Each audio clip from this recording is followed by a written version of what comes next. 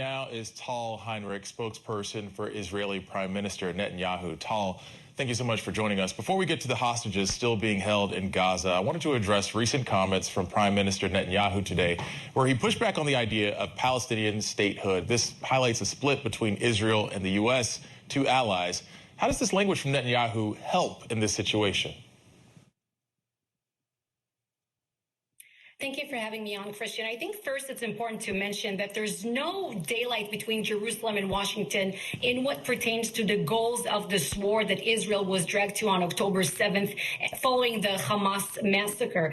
We all want to see the Hamas terrorist regime no longer. We all want to see every hostage back with their families, including Kfir Bibas, who turned 1-year-old today. Before he could even walk and talk, he has been held captive for more than 100 days now. It's day 104 of this war. And both Israel and the Biden administration, of course, wants to see Gaza demilitarized in a way that it will never, ever pose such a terror threat to Israelis again. Now, I know that the statement that the prime minister has said has made headlines, let's put it this way. But there's nothing new about what he said, because Netanyahu has said it many, many times before. We believe in the principle in which in the day after, down the road, after Gaza is demilitarized, after the Palestinian society is de-radicalized, the Palestinians should have all the powers to govern themselves and none of the powers to pose a threat to Israel. This is exactly what he said. Let's talk hostages here for a moment, Tal. According to Qatar, medicine for Israeli hostages and Palestinians has reached Gaza and is needed. There are folks suffering from chronic illnesses and other illnesses. Considering the whereabouts of all the hostages are not known, how is Israel working to make sure those who need medicine are able to get it? Well, first, there are no guarantees. We're dealing with a terrorist organization. This is an enemy zone. So there are no guarantees here. You cannot trust the same monsters who perpetrated the October 7th atrocities, the beheadings, the raping, the mutilating of Israelis, and the abduction of more than 250 hostages. Now, we believe that more than 100 of them are still alive. 136 hostages are being held in Gaza for 104 days now. Many of them, most of them, are in urgent need of medical care.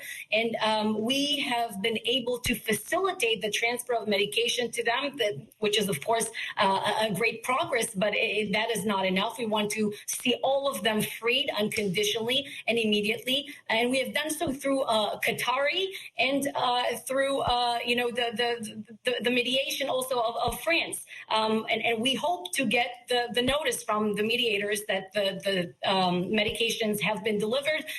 It has not happened so far. Once it does, we will announce it, to my understanding. We were just talking about the youngest hostage in this war. Kfir Bibas turns 1 today. Last we heard in November, Hamas claimed that Kfir, his brother, and their mother died from an Israeli airstrike in Gaza. At the time, the IDF said it was working to verify that claim, and we haven't heard anything since. What do we know about the condition of Kfir and his family? Well, we do not believe Hamas's propaganda. We pray for Kfir and the Bibas family. You've showed this video before, how Shiri, his mother, was terrified on October 7th. It really became viral, very, very famous, when she was trying to protect her 2 children, Kfir and his brother Ariel. And what kind of people on this planet are capable of doing this, abducting, stealing children? These are monsters. And Christian, we will administer justice.